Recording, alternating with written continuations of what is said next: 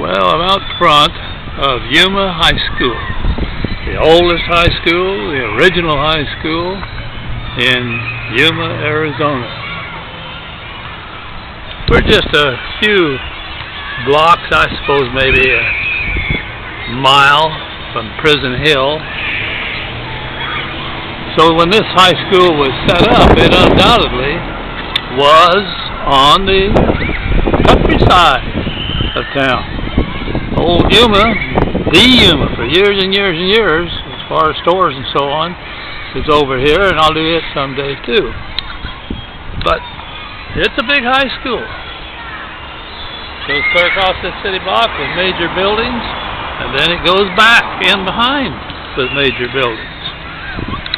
And those buildings are substantial. I don't know just when they were modernized, but very, very good buildings.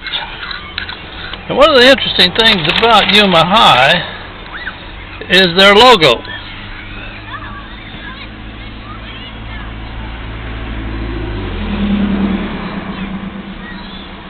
They're the Yuma High Criminals.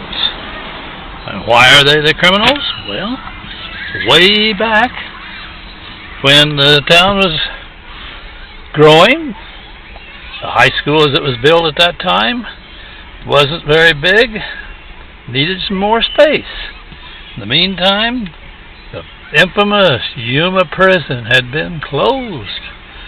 Part of the buildings had been removed, but there were some good buildings still up there. Some of them had been used for administration and that sort of thing. And the deal was struck, and some classes were held up in the classrooms on Prison Hill. And from that came the business of being known as the Yuma High Criminals. And that's a good thing to do, to be identified with your community in a meaningful way. I know you've heard me say before that a lot of citizens in this good town, when they hear that I'm still doing subbing, reach a conclusion that it must be terrible to sub in Yuma High or San Luis. After all, they're the schools that have the highest percentage of American students who have a lineage of Mexican American. Two of the best schools to sub in, and it's close as to which one's really the best. You can draw a ringer class in either one, but basically you can take any class that's open and you're going to have a good experience.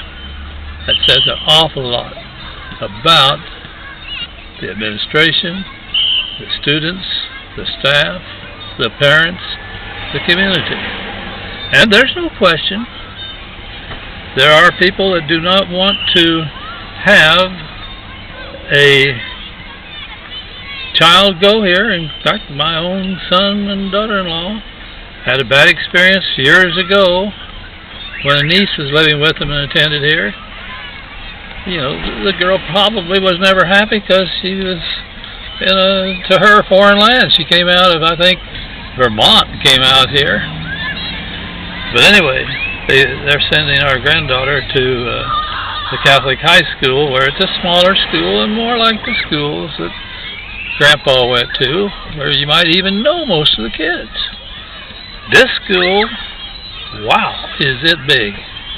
I think it's about 3,500 students. Last year, towards the end of the year, I was subbing over here, and a kid had I couldn't exactly figure what he had, but he had something that a lot of people wanted to look at, and it was huge. It was about 3 feet by 18 inches, so I went over to see what it was.